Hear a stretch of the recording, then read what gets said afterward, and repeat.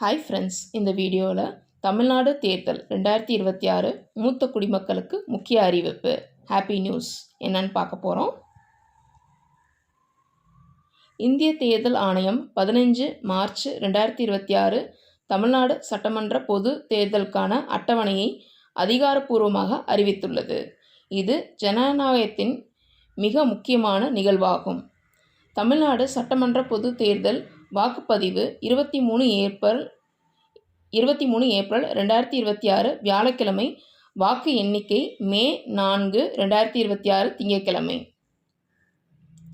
அனைத்து தரப்பு மக்களுக்கும் வாக்களிக்க வசதியாக தேர்தல் ஆணையம் பல்வேறு சிறப்பு ஏற்பாடுகளை செய்துள்ளது.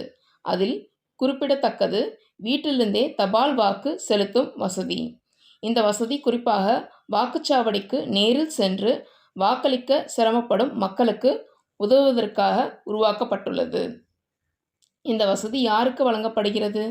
85 வயதுக்கு மேற்பட்ட மூத்த குடிமக்கள், 40% அல்லது அதற்கு மேல் மாற்றுத்திறனாளிகள், வீட்டிலேயே சிகிச்சை பெற்று வரும் நோயாளிகள்.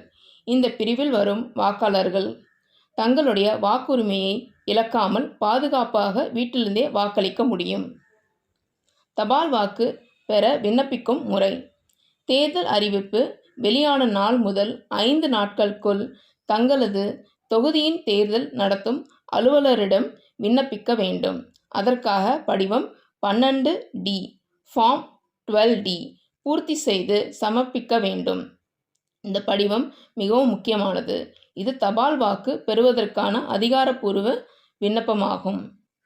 விண்ணப்பம் சமர்ப்பிக்கப்பட்டதும் என்ன நடக்கும்? தேர்தல் நடத்தும் அலுவலர் முதலில் விண்ணப்பதாரரின் தகுதியை சரிபார்ப்பார். அதன் பிறகு தபால் வாக்குச்சீட்டை நேரடியாக அவர்களின் வீட்டிற்கு கொண்டு வந்து வழங்குவார். வாக்காளர் தனது விருப்பப்படி வாக்குப்பதிவு செய்த பின் அந்த வாக்குச்சீட்டை அதிகாரிகள் திரும்ப பெறுவார்கள். இந்த முழு செயல்முறையையும் வெளிப்படையாகவும் பாதுகாப்பாகவும் நடைபெறும். இந்த முயற்சியின் முக்கிய நோக்கம் என்னவென்றால், எந்த ஒரு வாக்காளரும் அவர்களது உடல்நிலை, வயது அல்லது சூழ்நிலை காரணமாக வாக்குரிமையை இழக்கக்கூடாது என்பதுதான். மூத்த குடிமக்கள் மற்றும் மாற்றுத்திறனாளிகள் போன்றவர்களுக்கும் சமமாக பங்கேற்கும் போதுதான் ஜனநாயகம் முழுமையாக செயல்படும். இந்த தேர்தலில் அனைவரும் ஆர்வத்துடன் பங்கேற்க வேண்டும். தகுதி உள்ளவர்கள் தபால் வாக்கு வசதியை பயன்படுத்தி கொள்ள வேண்டும். மற்றவர்கள் நேரில் சென்று வாக்களிக்க வேண்டும்.